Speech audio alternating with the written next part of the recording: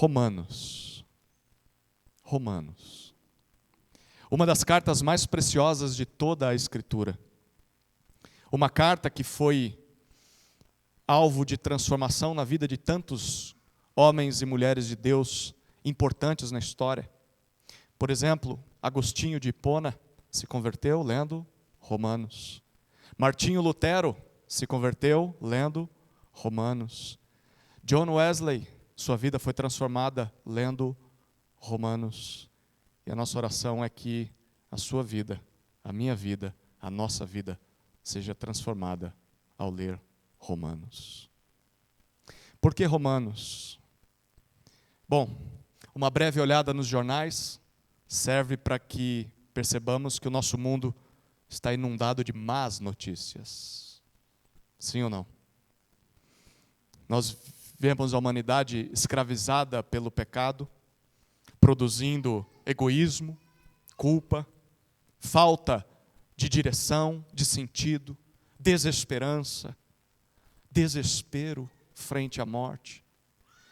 E há aqueles que querem promover a paz, mas nós percebemos com a história do mundo que a paz sempre é semeada, ou em sua tentativa, através da guerra, por incrível que pareça. Que mundo terrível que vivemos. E diante desse cenário, será que existe alguma verdadeira boa notícia? Será que existe? Sim, existe. E é desta boa notícia que o apóstolo Paulo trata ao escrever essa carta. Paulo está escrevendo aos crentes de Roma. O ano, meados do ano 57 depois de Cristo, possivelmente está em Corinto. Paulo está no final da sua terceira viagem missionária. Essa era uma época muito cruel. E talvez pior do que a época em que nós vivemos hoje aqui no Brasil. Principalmente para quem vivia no coração do mundo, em Roma, a capital do Império Romano. Paulo não conhecia aquela igreja pessoalmente, não foi ele quem plantou esta igreja. Na verdade, a Bíblia fala muito pouco sobre a origem dessa igreja.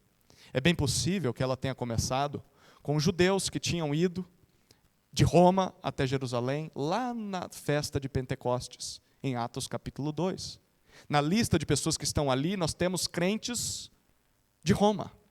Então, é bem possível que ao voltarem para sua terra, eles tenham plantado a igreja em Roma. Então, se isso realmente aconteceu, é uma das igrejas mais antigas do Novo Testamento. Mas, sem a ação direta de um apóstolo.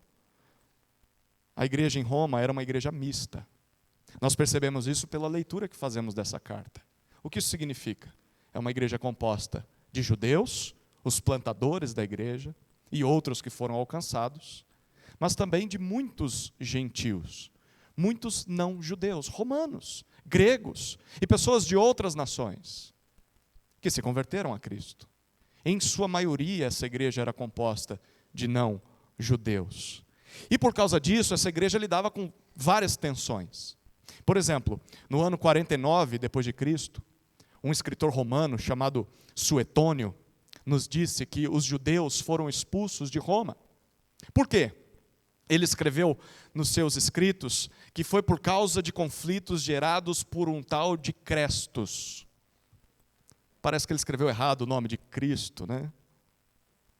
No ano 49, os judeus foram expulsos de Roma pelo imperador Cláudio. Nós vemos isso acontecendo em Atos capítulo 18, quando o apóstolo Paulo está na sua segunda viagem missionária, em Corinto, e ali chegam Áquila e Priscila. Ou melhor, ele chega lá, Áquila e Priscila estão lá. Eles foram fugidos de Roma, tiveram que sair de Roma. Cláudio não quer saber das discussões dos romanos, ou melhor, dos judeus, com, provavelmente, os cristãos. E há quem diga que essas discussões eram tão acaloradas, não apenas entre judeus não convertidos e judeus convertidos, mas entre os próprios judeus convertidos, de dentro da igreja, que estavam brigando com os não-judeus de dentro da igreja. Cláudio não quer saber desse conflito e simplesmente manda os judeus saírem de lá, porque ele não entende nada dessas coisas. Bom, então, imagine essa cena, uma igreja que foi iniciada por judeus do jeitinho deles, bem possivelmente parecida com uma sinagoga, mas que agora se volta a Jesus como Messias. Mas agora essa igreja não é mais composta só de judeus. Ela é de judeus e gentios que foram sendo acrescentados à fé. Mas da noite para o dia já não é mais de judeus. Agora é uma igreja só de gentios. Os judeus tiveram que ir embora. Não foi assim um negócio em que o Império Romano comprava suas casas e dizia, olha, eu vou pagar quanto vale e depois vocês podem voltar. Simplesmente jogou eles para fora. E milhares de judeus tiveram que voltar para a sua terra. Muitos voltaram para a Judéia.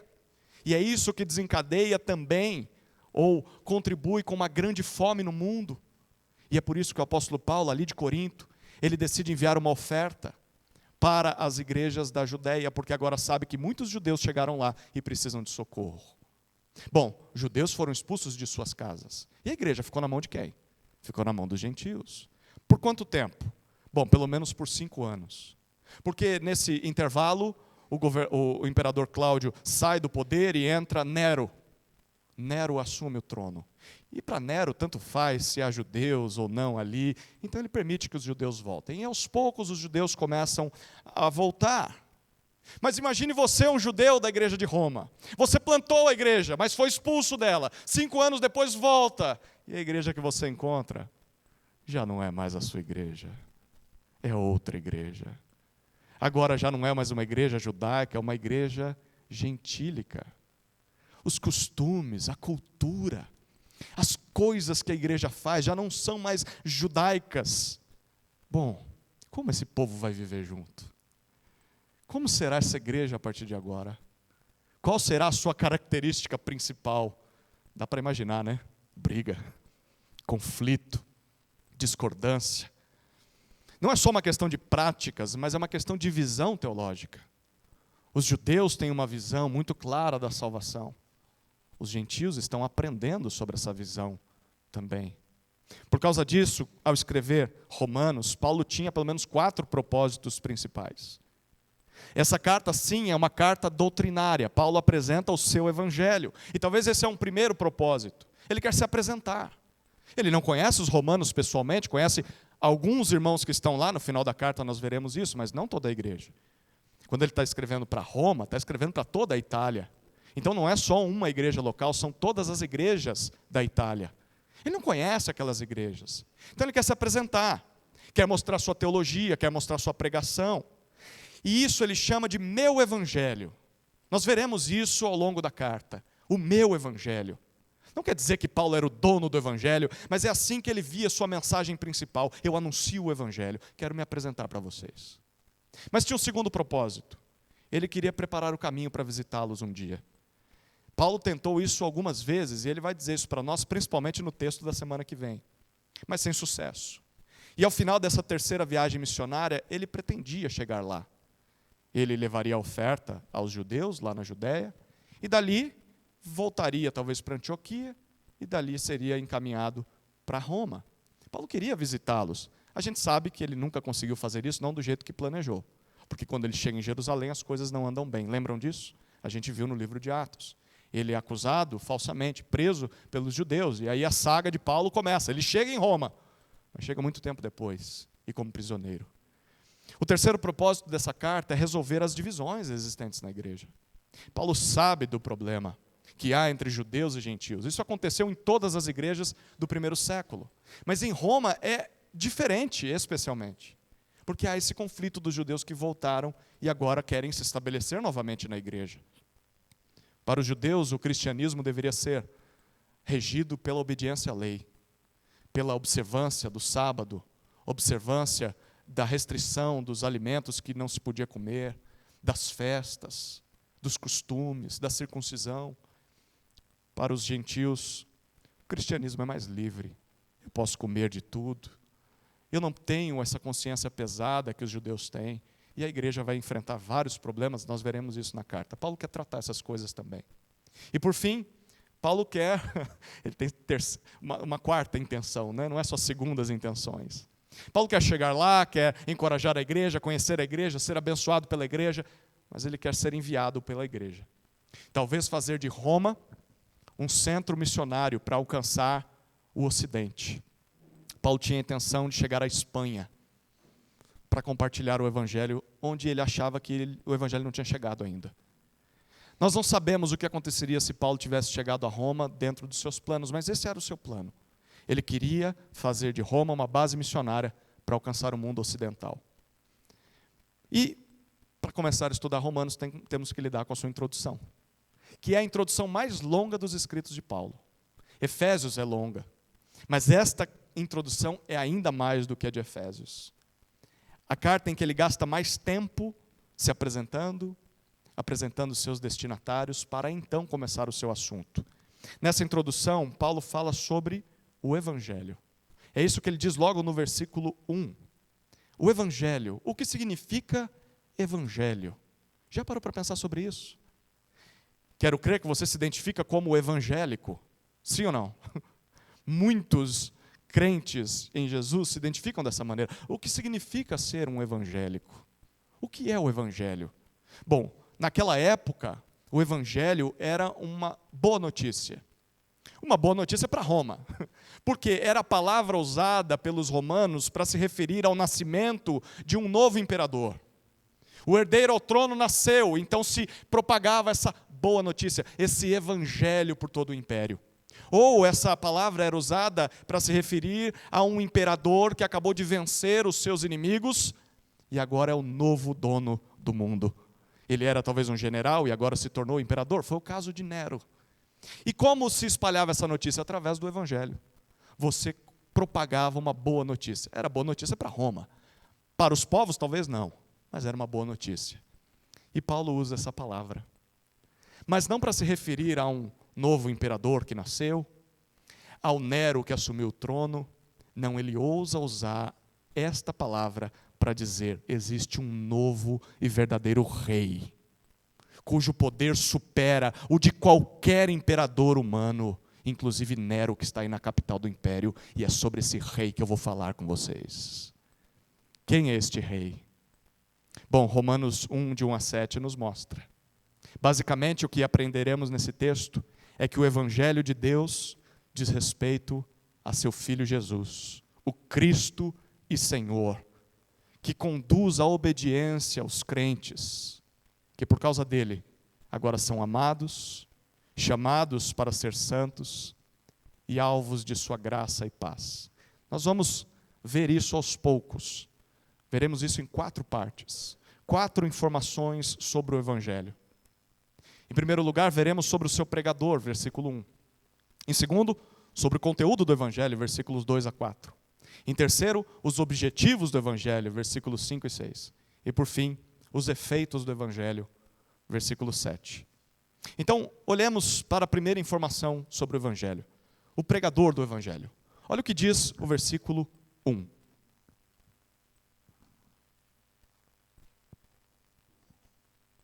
Paulo, servo de Cristo Jesus, chamado para ser apóstolo, separado para o Evangelho de Deus. Paulo inicia essa carta apresentando 4 informações sobre a sua própria identidade. Qual que é a primeira informação? É o seu nome, Paulo. Paulo. Esse é o nome grego de Paulo. Naquela época era comum que as pessoas tivessem vários nomes, dependendo da região em que estivessem. O nome grego de Paulo era Paulo. Mas antes de se render a Cristo, ele usava um outro nome. Ele preferia usar o seu nome hebraico, Saulo. Saulo de Tarso. Saulo era uma referência ao rei Saul, o primeiro rei de Israel. Paulo era de sua tribo. Paulo era da tribo de Benjamim e se orgulhava, os seus pais se orgulhavam de que dessa tribo veio o primeiro rei de Israel. Mas e agora? Ele já não é mais Saulo, uma referência ao primeiro rei de Israel. Ele é Paulo. Sabe o que significa Paulo? O pequeno. O pequeno. Ele começa a sua carta dizendo, não o rei, mas o pequeno. Enfim, Paulo reconhece que há outro rei em sua vida, diante de quem ele é apenas o menor de todos. Quando foi que isso aconteceu? Bom, foi após a sua conversão. Depois de Paulo, ou melhor, Saulo ser um perseguidor da igreja, Alguém que aprovou a morte, não só a prisão, mas a morte de cristãos, pessoas que criam em Jesus. E no caminho para Damasco, em busca de outros crentes, o Senhor Jesus se apresentou a ele. Naquele momento, Saulo se prostrou aos pés do verdadeiro Rei e Senhor da história. E ali a sua história mudou. A partir dali, ele continuou sendo chamado de Saulo por algum tempo, mas depois percebeu que o nome que Deus queria usar era o de Paulo, porque ele estava sendo enviado às nações. E o nome greco-romano é que seria mais importante para alcançar as pessoas. Eu sou o menor. A segunda informação sobre o pregador do evangelho é a sua condição. Ele diz, servo. Servo de Cristo Jesus. Paulo irá dizer que é um apóstolo. Mas antes de informar isso, como Paulo se apresenta? Servo. Essa é a tradução da palavra grega doulos, que se referia ao escravo mais baixo na escala da sociedade na época. Aquele que fazia as tarefas que ninguém mais queria fazer. Um escravo que não tinha vontade própria, tinha nascido escravo ou tinha sido comprado no mercado. Alguém que talvez nem sabia quem eram seus pais, não tinha liberdade de ir e vir, não podia pensar em planos de se casar, era apenas um escravo, uma propriedade de um senhor. E Paulo diz, eu não sou um mero voluntário. Como muitas pessoas usam essa palavra hoje em dia, eu fico imaginando Paulo escrevendo, Paulo, voluntário de Cristo Jesus. Não, servo, escravo. Eu fui comprado pelo precioso sangue de Cristo. Eu pertenço ao meu Senhor, eu faço apenas a vontade de meu Senhor e não a minha vontade. Então ele apresenta a sua terceira identidade, o seu chamado. Depois de dizer o seu nome, a sua condição de servo, Paulo apresenta o seu chamado, apóstolo. Chamado para ser apóstolo. Apóstolo significa um representante nomeado com autoridade real. É um representante autorizado. O Novo Testamento ensina que Jesus chamou 12 apóstolos. Apóstolos que seriam seus representantes na terra depois da sua partida. Nós sabemos que um destes o traiu, Judas, e foi substituído por Matias. E depois desses 12, apenas mais um foi considerado apóstolo nesses termos. Saulo de Tarso. Paulo, o apóstolo nascido fora do tempo. Quais eram as condições para se tornar um apóstolo naquela época? Precisava ter sido chamado por Jesus, caminhado com ele durante os 3 anos de seu ministério, sido testemunha de sua morte e ressurreição. Bom, Paulo foi fora do tempo. Caminhou com Jesus durante um tempo depois de ser chamado. O Jesus já ressurreto. E foi chamado para ser o apóstolo entre os gentios. Como diz o Augustus Nicodemos, né? Apóstolo bom é apóstolo morto. É apóstolo que viveu com Jesus, foi chamado por Jesus. Os apóstolos de hoje em dia não podem se comparar com este apóstolo. Não existem apóstolos como estes, autoritativos, dizendo em nome de Jesus. Os de hoje, eles podem até se chamar assim, mas não são apóstolos como Paulo. Quando Paulo fala, Jesus fala. Quando Paulo fala, Jesus fala. Então temos apóstolos hoje em dia? Sim ou não? Isso é pegadinha. Não vivos aqui na terra. Com o Senhor, sim.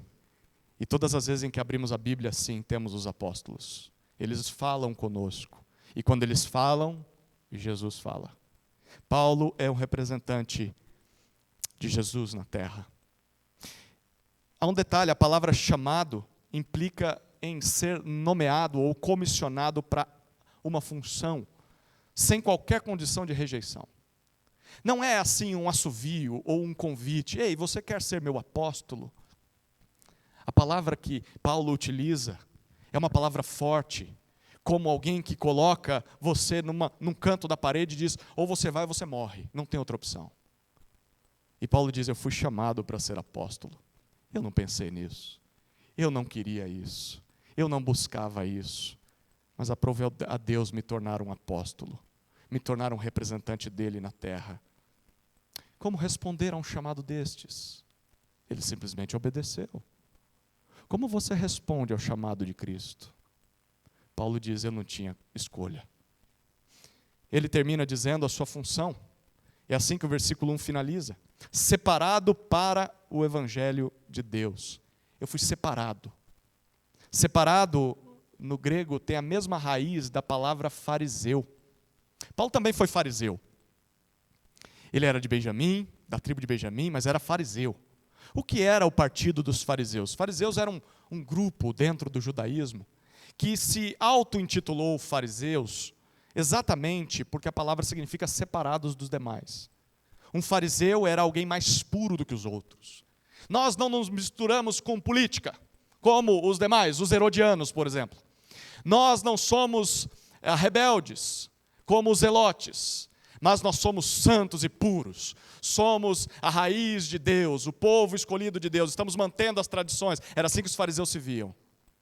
E é curioso que Paulo usa uma palavra com a mesma raiz para fariseu e para dizer, eu me via como separado, mas era uma visão humana.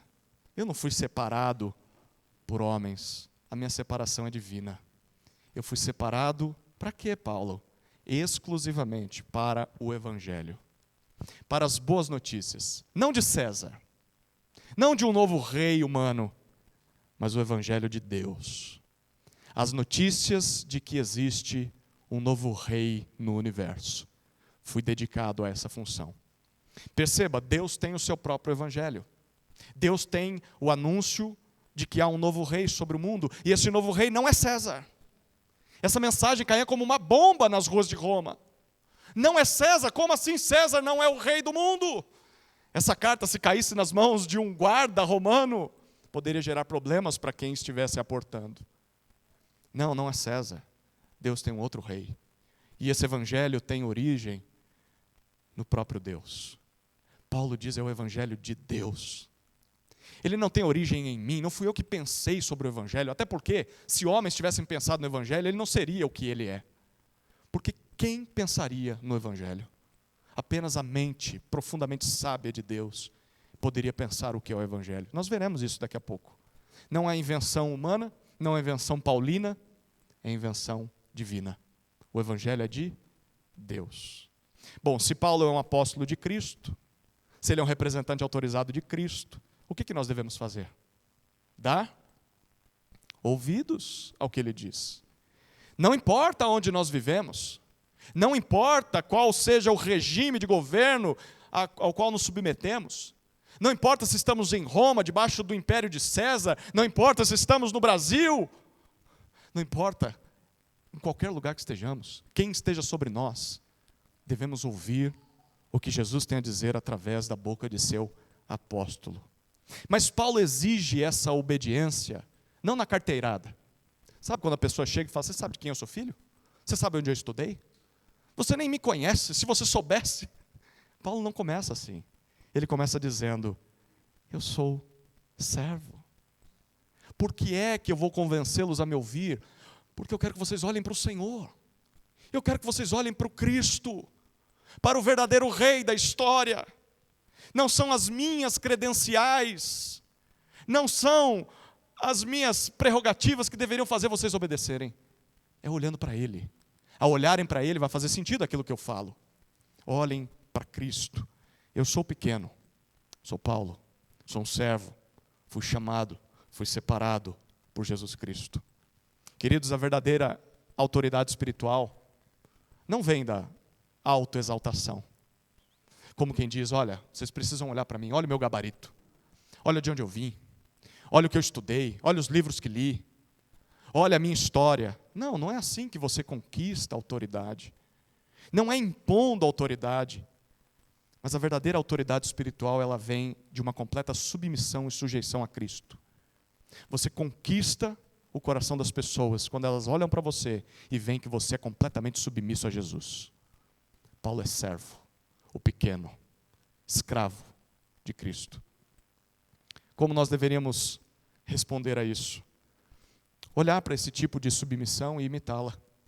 Antes de reivindicar qualquer posição na igreja, deveríamos assumir a postura de escravos. Eu sou um escravo. É isso que sou. A igreja não deve ser do meu jeito. As pessoas não devem ser do meu jeito. Eu não sou dono de ninguém, nem de mim mesmo. Há um que é dono da igreja, dos outros e de mim, e não sou eu. É Cristo. E ouvir aquilo que Cristo diz, através da boca de seu representante, o apóstolo Paulo, porque as palavras dele possuem autoridade. O Messias está falando, é o próprio Jesus se dirigindo a nós. Não rejeite o ensino apostólico. Tem pessoas que dizem, eu amo Jesus, mas eu não suporto Paulo. Eu amo Jesus, mas não suporto Pedro. Eu amo Jesus, mas não suporto o apóstolo João e todos os outros escritos do Novo Testamento. Essa pessoa não conhece nada de Bíblia, porque na verdade ela só conhece de Jesus por causa do que Paulo, Pedro, João e os outros escreveram. Se você ama Jesus, você vai amar aquilo que ele falou através dos apóstolos. Essa é a primeira informação sobre o Evangelho, seu pregador. Mas aí Paulo avança, e agora ele fala sobre o conteúdo do Evangelho. Versículos 2 até 4, ele fala a respeito disso. Olha o que o texto diz.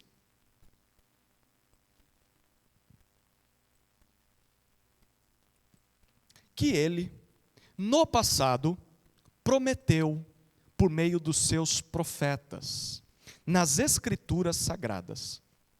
Este Evangelho diz respeito a seu filho, o qual, segundo a carne, veio da descendência de Davi, e foi designado Filho de Deus com poder, segundo o Espírito de santidade, pela ressurreição dos mortos, a saber, Jesus Cristo, nosso Senhor. Nesse trecho, Paulo oferece duas explicações sobre o Evangelho de Deus. A primeira está no versículo 2. Ele diz que o Evangelho foi prometido por Deus nas Escrituras. O Evangelho não é uma novidade de última hora, algo muito comum para os romanos. Os romanos não tinham muita fidelidade aos antigos. Quando os romanos chegavam numa nova região e conquistavam aquele povo, eles se apropriavam também dos deuses daqueles povos. Mesmo que fossem deuses que eles tinham acabado de conhecer. Eles davam os seus próprios nomes para aqueles deuses, mas era assim que eles iam aumentando o seu panteão. Porque para eles o que importava não era se você adorava o verdadeiro Deus ou não. O que importava era que você continuasse obediente e prestasse adoração ao imperador César. Além disso, você podia adorar quantos deuses você quisesse. Era assim que os romanos tratavam os seus deuses. Mas Paulo diz, o Evangelho não é uma novidade, no sentido de que foi criado agora. Olha o que ele diz no versículo 2. Esse Evangelho foi prometido no passado, por meio dos profetas de Deus, nas Escrituras Sagradas.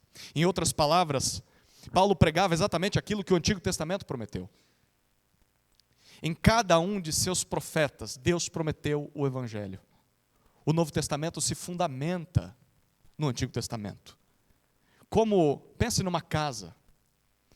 Salatiel está para casar, né? Quem casa quer casa, né? Você vai construir uma casa. E aí você começa a vislumbrar essa casa. As janelas, as portas, que cor vai pintar a parede, como vai ser o telhado, se vai ter forro, se não vai ter forro. E aí imagine que você vai construir essa casa, mas só compra essas coisas. A janela, a porta, o telhado. O que está faltando na casa, Carlinhos? Antes de colocar a janela, porta e telhado. Está faltando a estrutura. Está faltando cavar para baixo. Está faltando subir as paredes para então preencher essa casa. Pensa na Bíblia dessa maneira. O Antigo Testamento são os fundamentos. São as paredes, os alicerces. O Novo Testamento são as portas, as janelas, o telhado e o complemento de toda a casa. Paulo via assim as Escrituras. O que segura a mensagem do Evangelho é o Antigo Testamento. E qual é o centro dessa mensagem? Agora Paulo apresenta a segunda explicação sobre o Evangelho nos versículos 3 e 4. Ele diz que o Evangelho que foi prometido por Deus nas Escrituras agora diz respeito ao seu Filho, ao Filho de Deus. É disso que o Evangelho se trata. Especialmente sobre dois eventos principais. O primeiro está no versículo 3. Paulo fala sobre a encarnação. Olha o que ele diz no versículo 3. Ele, o Filho de Deus, veio segundo a carne. O que Paulo está querendo dizer aqui? Que ele nasceu homem. Homem, humanidade, como eu e você. Ele teve um corpo. Ele nasceu de uma mulher. Ele cresceu. Ele aprendeu a andar. Ele aprendeu a falar. Ele aprendeu a comer. Ele aprendeu a obedecer pelas coisas que sofreu. Ele foi crescendo e crescendo, crescendo, até chegar o momento de começar o seu ministério. Ele foi homem. Nós o vimos. Nós tocamos nele. Ele foi homem. Ele é homem. Ele encarnou, mas Paulo continua, ele veio segundo a carne, e não de qualquer linhagem, ele veio da descendência de Davi. A palavrinha que Paulo usa para descendência aqui, é a palavrinha que nós temos visto em Gênesis, a semente. Ele veio da descendência de Davi. Lembra da descendência prometida em Gênesis? A linhagem foi se estendendo, se estendendo, se estendendo, até chegar em Davi. E de Davi, Deus prometeu para o rei Davi, lá em 2 Samuel capítulo 7, que daria para Davi um descendente, que assumiria o seu trono. Deus estabeleceria esse trono para sempre. Ele reinaria sobre todos os povos, e o seu reino nunca teria fim. É curioso, Saulo, descendente da tribo de Benjamim, que tem o nome representando o primeiro rei de Israel, reconhecendo o verdadeiro rei de Israel, não vem da linhagem de Saul, vem da linhagem de Davi, da semente de Davi. E o Filho de Deus veio da descendência de Davi. Esse é o primeiro evento principal a respeito do Filho de Deus, mas o segundo está no versículo 4. Primeiro ele fala da encarnação, versículo 3. No versículo 4 ele fala da ressurreição. Essas duas palavrinhas são cruciais para entender o Evangelho. A encarnação e a ressurreição. Ele diz no versículo 4, este descendente de Davi foi designado Filho de Deus. Em outras palavras, ele foi confirmado como Filho de Deus. Como ele foi confirmado Filho de Deus? Com poder, segundo o Espírito de santidade. Algo aconteceu que confirmou sua divindade. E o que foi esse algo? Através da ressurreição dos mortos. Obviamente, após ter sido morto pelos próprios romanos, lá em Jerusalém. Bom, Filho de Deus. Essa expressão é muito importante para entendermos o Evangelho. O Anderson orou no começo do culto com base no Salmo 2. No Salmo 2, essa expressão é utilizada de maneira muito importante para um leitor da Bíblia. Você lembra o que o Salmo 2 diz? Ele começa dizendo que as nações se revoltam contra o Senhor e o seu ungido. Quem é o ungido do Senhor? Se você disser pastor, está errado. O ungido do Senhor é aquele que vai assumir o trono de todo o mundo, aquele a quem ele passa o bastão da liderança, o cetro do governo. As nações conspiram unidas contra Deus e contra o seu ungido. Mas aí o Salmo diz, o Senhor ri dessas pessoas. Como se elas pudessem tirar o rei de Deus do trono e assumir elas o trono. Haverá um dia em que ele será estabelecido. E nesse dia, Deus dirá, tu és o meu filho, hoje te gerei.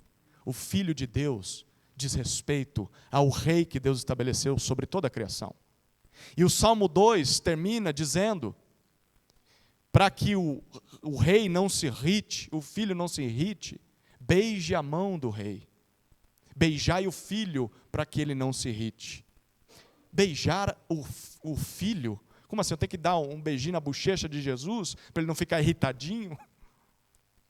Pense em um rei, assentado no trono.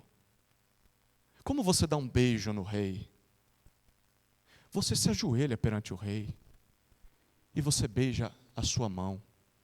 Um rei tinha um anel, chamado anel de sinete, um anel que confirmava o seu governo sobre todas as coisas, a sua autoridade. Era com esse anel que ele assinava as cartas e os decretos. Beijar o filho significa se prostrar diante do rei que Deus estabeleceu e honrá-lo como rei, se submeter a ele. E Paulo está dizendo no versículo 4 que Jesus foi identificado como este rei prometido.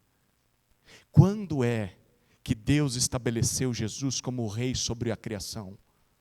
Paulo disse, na ressurreição. na ressurreição dentre os mortos, Deus o coroou rei. Como diz o hino antigo, ele é o rei que reina, não de cima de um trono, mas de cima de um madeiro, de cima da cruz. Lá é a sua coroação como filho de Deus. Ali ele venceu todos os nossos inimigos. E ao ressuscitar ao terceiro dia, Deus confirma tudo isso. Paulo termina o versículo 4 dizendo claramente, com todas as letras, de quem ele está falando. E ele diz: este do qual eu falo é Jesus. O nome Jesus significa Salvador. O Senhor é a salvação. Ele é Salvador, mas ele também é Cristo. Cristo não é sobrenome de Jesus. Cristo é um título. Cristo é o Messias, o libertador prometido por Deus. E ele é Senhor. Senhor é a tradução do termo grego Kyrios, que era só utilizado para se referir a uma pessoa em todo o Império Romano. Adivinha quem? César. César. Kyrios. Jesus é Kyrios. Jesus é o Filho de Deus e Senhor da história. Não é César. Seja quem estiver ocupando o cargo de César, é Jesus, o Filho de Deus. É sobre isso que o Evangelho de Deus trata. Queridos, isso nos lembra que o Evangelho não é apenas um conjunto de regras. Tem gente que entende o Evangelho como faça isso, não faça aquilo. Ou aquilo que vai te levar para o céu, ou vai te levar para o inferno caso você não obedeça. O Evangelho tem sim os seus sims e nãos. Ele tem ordens a serem cumpridas. Mas antes de tudo isso, o Evangelho é uma pessoa. O Evangelho diz respeito ao Filho de Deus, Jesus Cristo, o Deus homem que veio ao mundo em carne como nós, que morreu na cruz pelos nossos pecados, que ressuscitou com poder pelo Espírito de santidade ao terceiro dia, e hoje está sentado sobre o trono do universo e reina sobre toda a criação, como único e verdadeiro Kyrios, o único Senhor que existe, a quem nós devemos nos submeter, beijar a mão do rei, com fé e reverência, porque César e qualquer outro rei, qualquer outro poderoso dessa terra, não passa de um impostor. O verdadeiro imperador do mundo é Jesus Cristo, o Filho de Deus. É disso que trata o Evangelho. E o que foi que confirmou tudo isso? Paulo disse: a ressurreição. A ressurreição não foi apenas um milagre a mais, não foi uma mentira, como muitos disseram na história. A ressurreição é a confirmação de Deus, afirmando: Ele é meu Filho, e o Evangelho é a verdade. Lembre-se disso, porque Jesus se fez carne, o autor de Hebreus diz que Ele pode interceder por nós, porque Ele sabe o que é ser tentado, Ele sentiu as dores que os mortais sentem, e Ele intercede por nós junto ao Pai. E porque Ele é Deus, Ele tem o poder de nos salvar. Ele é o único que pode realizar isso por nós, queridos. Diante disso, nós deveríamos ler e amar o Antigo Testamento, porque os profetas anunciaram o Evangelho. Eles não dizem o nome de Jesus, mas falam sobre o Cristo. Falam sobre o Messias que viria. Quanto mais você conhece as Sagradas Escrituras, mais você descobre sobre Cristo. Então valorize o Antigo Testamento. Estude, leia, com essa perspectiva. Ele está falando alguma coisa sobre o meu Senhor. Mas também rejeite falsos evangelhos. Porque qualquer mensagem ou qualquer pregador que diminua a encarnação, que diga que Jesus não veio como homem, qualquer mensagem que diminua a ressurreição, a obra de Cristo na cruz, a suficiência dessa obra, que diminua a divindade de Cristo, qualquer pregador ou mensagem que diminua o senhorio soberano de Jesus Cristo, como se Jesus não fosse Deus, como se não devêssemos orar em nome dEle, como se deveríamos tratar Jesus apenas como um profeta, como um grande homem, mas não como Deus. Qualquer mensagem que fala isso está tratando de um falso evangelho. Não é o verdadeiro evangelho. Afaste-se de gente que pensa e prega dessa maneira. Chegamos à terceira informação sobre o evangelho. Os objetivos do evangelho. Nos versículos 5 e 6, Paulo fala sobre isso. Olha o que diz o texto. Por meio dele, viemos a receber graça e apostolado, por amor do seu nome, para a obediência da fé entre todos os gentios. Entre esses se encontram também vocês, que foram chamados para pertencerem a Jesus Cristo. No versículo 5, Paulo fala sobre como o Evangelho nos alcança.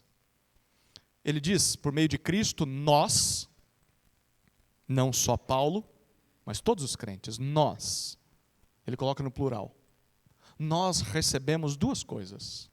Primeiro, graça. Segundo, apostolado. Graça significa um favor que você não merecia, um presente do qual você não é digno.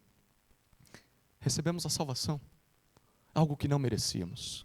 Segundo, apostolado é uma palavra que não significa necessariamente um apóstolo, mas significa uma vocação, uma missão de vida.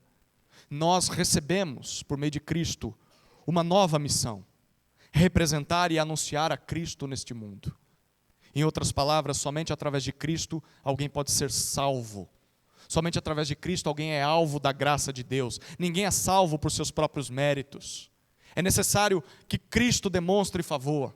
E somente por meio de Cristo alguém pode ser chamado para essa salvação. Somente por meio de Jesus alguém pode ser vocacionado para essa missão.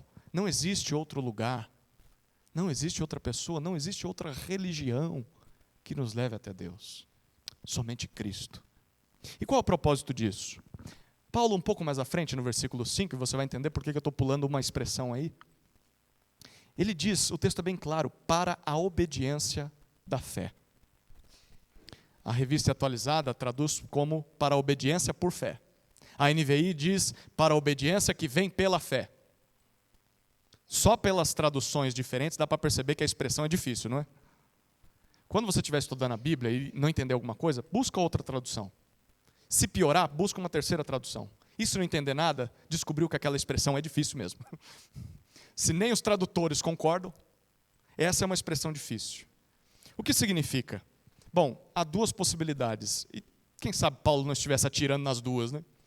A primeira possibilidade é que a obediência da fé significa que em Jesus Deus nos vê como obedientes. Deus nos vê como fiéis. Porque fé também pode significar fidelidade. Em outras palavras, Paulo estaria dizendo, por crermos em Jesus, o único que foi obediente e fiel a Deus em toda a sua vida, a sua fidelidade, a sua obediência completa à lei de Deus é atribuída a nós. Então é como se ao olhar para nós, Deus visse o seu próprio Filho. Fomos justificados pela fé, pela graça. Mas isso também pode significar que a fé em Jesus conduz à obediência. Crer em Jesus não é só repetir uma frase ou um credo. Não é só levantar a mão, vir à frente e fazer a oração do pecador. Ó Jesus, eu reconheço os meus pecados, eu te aceito como meu Senhor e Salvador e te seguirei pelo resto de minha vida. Estou salvo, ponto final, minha vida não precisa mudar em mais nada. Não, crer em Jesus não é isso não. Crer em Jesus é passar a ouvi-lo, a obedecê-lo, a viver à luz da crença de que Ele é Senhor. Ele é Rei, Ele é soberano, Ele é dono do mundo. E se eu creio nele agora, Ele é dono da minha vida. Eu sou um escravo dEle. Então a fé vai levar à obediência. A graça salvadora produz boas obras. As boas obras, a santificação, é um resultado de você ter sido salvo. E Paulo está dizendo, é para isso que o Evangelho foi pregado para vocês. Para que vocês crescem e recebessem a justificação. Deus os considerasse justos, perdoados. Mas para que vocês passassem a obedecer a Deus como resultado dessa fé. Esse é o objetivo do Evangelho. E olha como ele termina o versículo 5. Essa obediência, ele diz, alcança todos os gentios. A palavrinha que Paulo usa aqui é etnê, de onde traduzimos etnia. Paulo está falando essa mensagem não é só para os judeus, cutucada para os judeus lá dentro da igreja, né? Não é só para vocês, não. Provavelmente os judeus sentavam desse lado. Ou desse lado, não sei. Eles sentavam de algum lado. E a igreja estava dividida. Vamos considerar que vocês sejam judeus, tá bom? E vocês os gentios. E aí Paulo está dizendo, essa mensagem foi pregada no Antigo Testamento ao povo de Israel. E vocês dizem, amém, glória a Deus, aleluia. Cadê? E os gentios ficam quietinhos aqui. Nossa, quem somos nós na fila do pão? Não era para gente. Aí Paulo continua o argumento dele, os judeus, é isso mesmo, desce a lenha, fala contra esses gentios, devolva a igreja para nós. Aí agora Paulo fala, e essa mensagem, essa salvação é para todas as nações, para todos os gentios. Aí agora é o judeu que fica com vergonha e constrangido. É para todas as nações, para todos os povos. O plano de salvação de Deus é para todas as etnias. No último dia, um coral de humanidade será composto de pessoas de toda a tribo, de toda a raça, de toda a língua, de toda a nação. Não só de judeus, mas de todos os povos. Jesus é o Salvador das nações, não apenas de um grupo, não apenas dessa igreja. Ele quer salvar todos os povos. Ele quer usar você para que o evangelho chegue a todos os povos. Paulo já está dizendo isso logo nas primeiras palavras. Vai constranger os romanos quando falar, agora eu quero ser enviado por vocês para a Espanha. Quem vai dizer não? Está aqui meu dinheiro, pode ir. Mas tudo isso ocorre por um único motivo maior. E agora a gente volta para a sentença que eu pulei no versículo 5. Qual foi a sentença que eu pulei? Por amor do seu nome. Por amor do seu nome. Por que todas essas coisas acontecem? Por causa da honra e da glória do nome do próprio Deus. Baseado em seu caráter imutável. Ao oferecer a salvação e cumpri-la em Jesus para todas as nações, Deus está cumprindo aquilo que Ele mesmo prometeu no Antigo Testamento. Repare, não é por amor ao nosso nome. Não é por amor à nossa fidelidade, como se nós fôssemos dignos, como se nós fôssemos merecedores, e isso é para o judeu e é para o gentil. Ninguém era digno, ninguém era merecedor, mas é por amor à sua própria reputação, é por zelo, por fidelidade a si mesmo, porque Deus é verdadeiro, Deus é fiel, Deus não mente, e é por isso que Ele cumpre a sua salvação, não depende de você. Certa vez perguntaram para um teólogo se um crente poderia perder a salvação. E esse teólogo respondeu, se foi você que achou, é bem possível que você perca mesmo. Mas se é Deus quem comprou ela para você, se é Deus quem garantiu ela para você, Ele é fiel a seu nome para cumprir aquilo que Ele promete. Você vai ser salvo no último dia. E Paulo diz, é por amor do seu nome. Homens podem mentir, mas Deus nunca mente. Se Deus diz que nos salva pela fé no Evangelho, nisso nós podemos confiar mais do que qualquer outra verdade desse mundo, ou pretensa verdade. Mais do que qualquer coisa que esse mundo diga, podemos confiar no Evangelho, porque Deus diz, e Ele garante aquilo que Ele diz. E essa salvação, Paulo termina o versículo 6 dizendo, destinada a todos os tipos de pessoas, seja judeus, seja gentios, olha o que ele diz no 6, alcançou também vocês. Os romanos, que foram, qual que é a palavrinha que ele usa? Chamados. A gente já leu essa palavra nesse trecho, não? Lá no versículo 1, quando ele falou sobre si mesmo. Eu fui chamado para ser apóstolo. Lembra? É um chamado irresistível. Não tem para onde fugir. Você foi encurralado contra a parede. Ou você se rende ou você morre. E Paulo disse, eu fui chamado dessa maneira. Mas não só eu fui chamado assim, vocês também foram chamados assim. Chamados de maneira irresistível para pertencerem a Jesus. Sabe o que isso significa, queridos? Isso nos ensina que a graça de Deus não é uma licença para o pecado. Não deveria levar as pessoas a dizerem, eu fui salvo, mas isso não afeta a minha vida no dia a dia. Uma vez salvo, salvo para sempre, como o pastor falou, minha salvação não depende de mim mesmo, então eu vou continuar vivendo no pecado. Paulo vai tratar sobre isso nessa carta. Não, a graça salvadora de Deus no Evangelho é o motor que motiva, que produz a santidade. A fé verdadeira, a fé que salva, conduz inevitavelmente à obediência, à fidelidade, porque é um chamado que não dá para negar, não dá para fugir. Você pode tentar, como Paulo tentou, mas uma hora ou outra a graça de Deus te alcança. E ela te dobra de joelhos. E ela te atrai irresistivelmente. E você vai, com lágrimas nos olhos, dizendo: Senhor, eu queria outra coisa para a minha vida. Mas isso aqui é muito melhor do que os meus maiores sonhos. Por mais que produza sofrimentos na minha história, eu encontrei o meu Criador. E é para o encontro com Ele que eu estou indo. Diante de tudo isso, você precisa examinar a sua fé. Em Jesus, Deus te salvou pela graça, mas para uma vida de obediência. Uma fé sem obediência não é uma fé bíblica.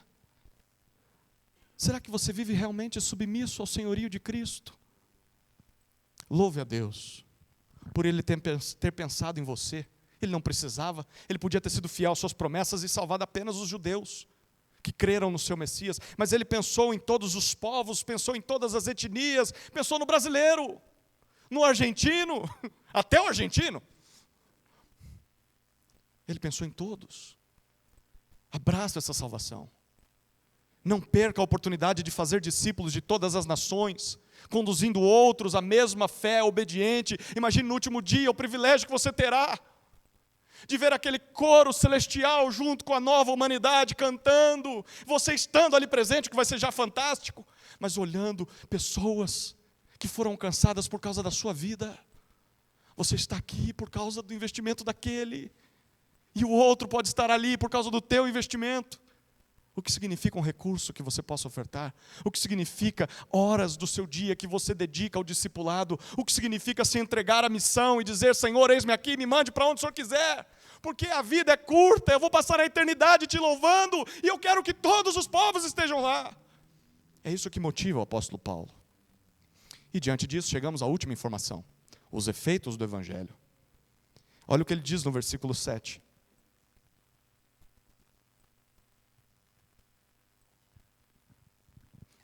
Todos os amados de Deus que estão em Roma, chamados para ser santos, que a graça e a paz de Deus, nosso Pai, e do Senhor Jesus Cristo estejam com vocês.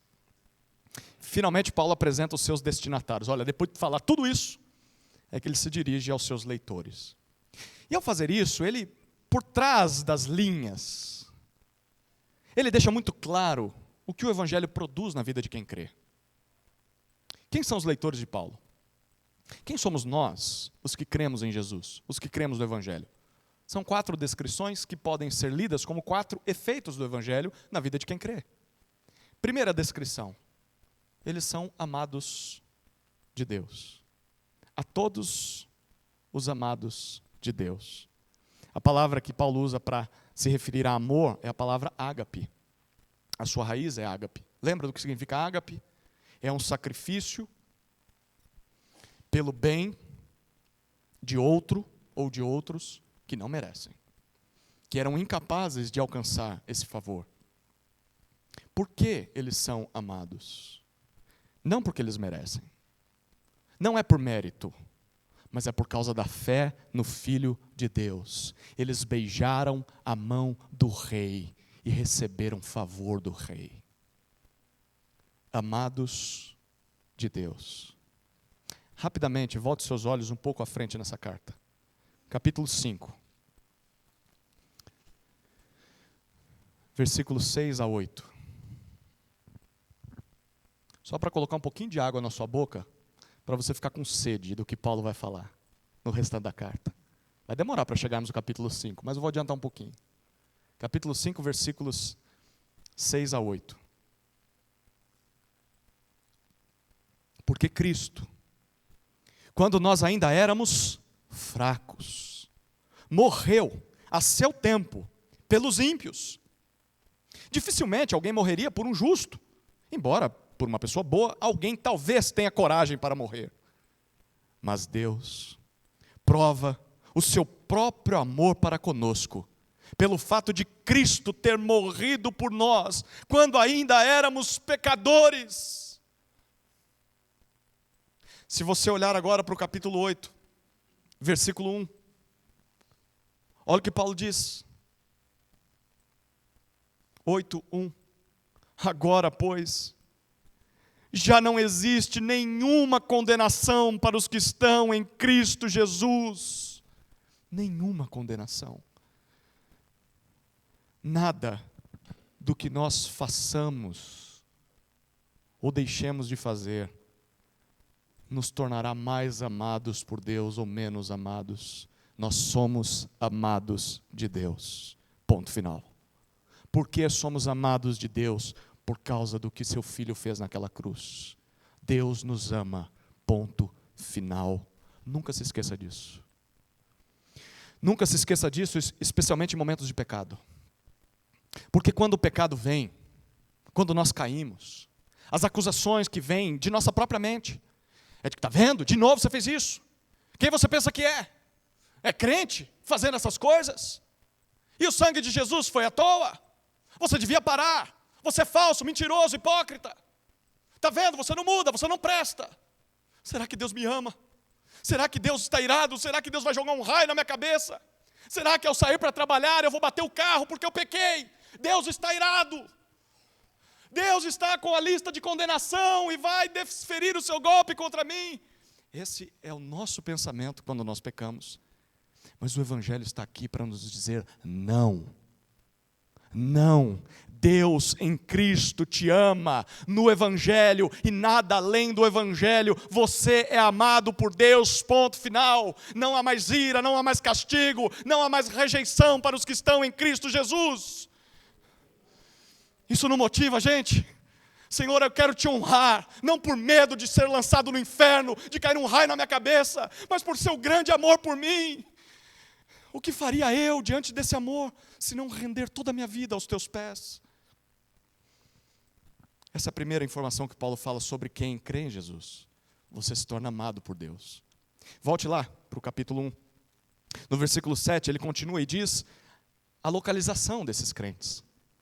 Ele diz que são amados de Deus, mas são localizados na terra. Ele diz, todos os amados de Deus que estão em Roma. Estão em Roma. Trata-se de uma igreja local. No caso, várias igrejas locais. Mas eles tinham um endereço. Eles tinham CEP.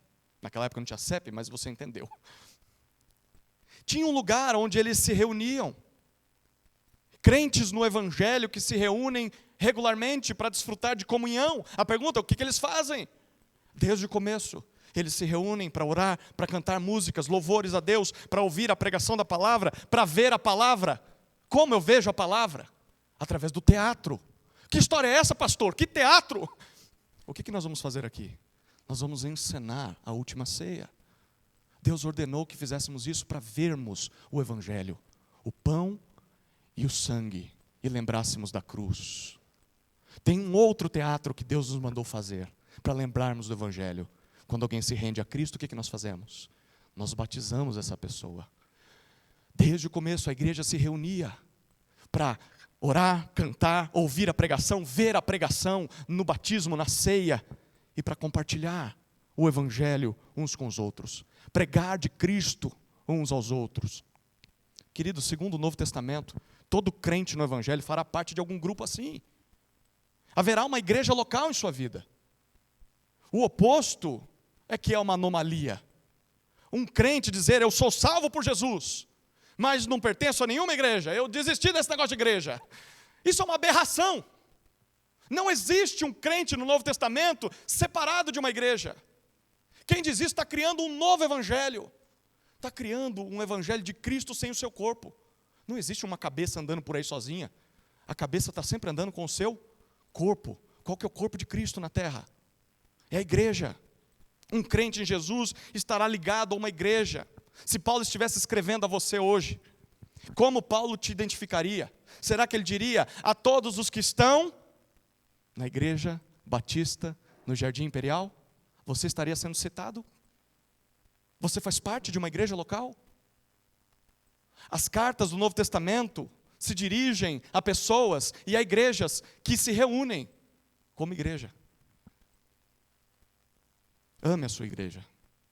Identifique-se com o povo de Deus, assim como os crentes que estão em Roma. Há um povo local, ao qual você pertence, ao qual você serve, um povo que diz: você é crente, porque eu convivo com você.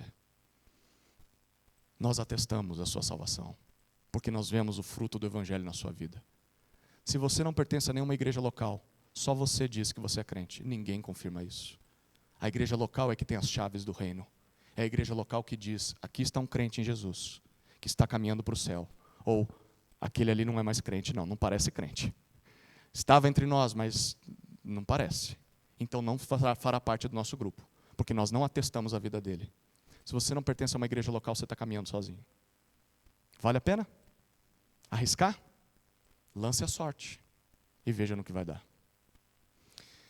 Terceira característica que Paulo dá para eles: chamados para ser santos. Mesma palavrinha do versículo 1, mesma palavrinha do versículo 6. É uma comissão irrecusável, irresistível. Não foi só Paulo que foi chamado de maneira irresistível, vocês também foram. E não foram chamados apenas à salvação, foi isso que ele disse no versículo 6. Vocês não foram chamados apenas para receber o perdão dos pecados, serem reconciliados com Deus. O chamado de vocês também é a santificação. Chamados para ser santos. Santo significa algo ou alguém que foi separado, que é dedicado exclusivamente para um fim específico. Eu gosto de usar essa ilustração porque é muito prático no nosso dia a dia. Você compra lá uma peça de carne, certo? E aí você não vai comer aquilo tudo num dia só. Eu espero que não, porque a carne está cara também, né? E aí o que você vai fazer? Você vai porcionar aquilo. Um bom despenseiro das coisas da casa fará isso. Você vai colocar ali naquele plastiquinho, vai congelar. Esse é da segunda, esse é da terça, esse é da quarta. Ou você tem que trabalhar fora e não dá tempo de fazer comida naquele dia, você prepara as suas marmitinhas. Essa é da segunda, essa é da terça, essa é da quarta. Tem aquele meme, né? Eu fiz todas as marmitas e estou triste. Por quê? Porque comi tudo num dia só. Não é para comer tudo num dia só. É para comer no dia específico. Isso significa, é claro, de uma maneira bem simples do dia a dia, para dizer algo que foi separado. Separado para um fim exclusivo, para aquele objetivo. E Paulo está dizendo: vocês também foram separados, chamados para ser separados. Separados para quem? Para Deus. Para o uso exclusivo de Deus, o Deus que é santo. Enquanto mais eu me aproximo dele, mais santo me tornarei, mais parecido com ele serei. Então viva de acordo com essa nova identidade. É isso que confirma que realmente você foi salvo. Por fim, Paulo diz que eles são alvos da graça e da paz. É uma saudação. Ele está dizendo graça e paz. É um bom batista, né? Graça e paz. Um favor imerecido. Favor imerecido. Eu desejo isso para vocês. Bom, eles já são alvo dessa graça. Mas ele fala também paz. E paz para um romano significava uma coisa. Mas para um judeu, como Paulo é, significa outra completamente diferente. Para um romano, paz significa o seguinte: eu mando nesse negócio. A partir de hoje, ou você me obedece ou você morre. Desfrute da minha paz. Deliciosa essa paz, né? Todo mundo diz: que alegria, né? Que boa notícia. Eu vou viver escravo. Essa é a paz que Roma proporcionava. Mas a paz, nos termos bíblicos, é completamente diferente. No Antigo Testamento, essa palavra era a tradução da palavra hebraica shalom. Shalom. O que significa shalom? Shalom é um estado de plenitude debaixo do reinado de Deus. É o mundo em que Deus reina. E no mundo em que Deus reina, a paz, a plenitude, alegria, satisfação, gozo eterno. Shalom. E Paulo diz: a paz verdadeira não é fruto do império de Roma. Não é um homem que vai te dar essa paz. Não é César. Não é seu marido, não é sua esposa, não são seus filhos, não é a sua igreja, não é o seu pastor, não é o seu irmão, não é o próximo presidente do Brasil, não é o Neymar na Copa. Quem vai te dar a paz é apenas o Senhor Jesus Cristo. É debaixo do reinado dele que você experimenta a verdadeira paz. Graça e paz. Eles são alvo da graça e da paz. Mas graça e paz de quem? Como termina o texto? Graça e paz é uma graça e uma paz, não é? Singular. Mas aí Paulo diz: vem de quem? A graça e a paz. vem do Pai e do Filho. No plural. A graça e a paz vêm de dois: do Pai e do Filho. Ambos são um só. E ambos são a única fonte da verdadeira salvação e da verdadeira plenitude, da graça e da paz. Queridos, por causa do Evangelho, é assim que nós passamos a ver o Pai e o Filho. Nós passamos a vê-los como um, e como a fonte da graça e da paz, e nós passamos a tratá-los como merecem. O Pai e o Filho como o único Deus digno de adoração. Não fazer isso seria desonesto, não fazer isso seria pecado, não fazer isso seria heresia. Olhar para Deus e falar, só Deus é Deus, Jesus não é Deus. Paulo discordaria de você. Ele diria, a graça e a paz vêm do Pai e vêm do Filho. Queridos, nesse mundo cercado de más notícias, existe boa notícia? Ah, certamente existe, a maior de todas. O Evangelho de Deus. E do que se trata o Evangelho de Deus? Ele diz respeito ao seu Filho Jesus, o Cristo e Senhor, que conduz a obediência aos crentes, que por causa dele agora são amados, chamados para serem santos e alvos de sua graça e paz. É nesse Evangelho que você crê? Esse Evangelho já te alcançou? Se ele te alcançou, dê um glória a Deus agora. Louvado seja Deus. Vamos orar, queridos, vamos orar. Ó Senhor, nós te louvamos por teu santo Evangelho. Estamos entrando em terreno santo, ao lidar com uma carta tão sublime, que logo nas suas primeiras palavras já nos coloca no alto da montanha, contemplando toda a glória do Evangelho. Queremos, Senhor, nos aprofundar nas profundezas da riqueza, da sabedoria, do conhecimento do Senhor. Que o teu Evangelho, Senhor, inflame o nosso coração, nos dobre diante de Cristo, nos produza temor, reverência, obediência diária e principalmente, Senhor, inflame o nosso coração a missões, a investir em vidas, a evangelizar, a colocar a mão no bolso, a investir no avanço do reino, Senhor, porque é isso que essa carta deveria promover. E acima de tudo, que esse Evangelho produza unidade nessa igreja. Que os judeus e gentios, como na igreja de Roma, que deveriam viver unidos por causa do Evangelho, que essa mesma mensagem una essa igreja ainda mais, Senhor. Que ao voltar, Cristo encontre apenas um povo, e não uma igreja dividida. É a nossa oração no nome dele. Amém. Amém.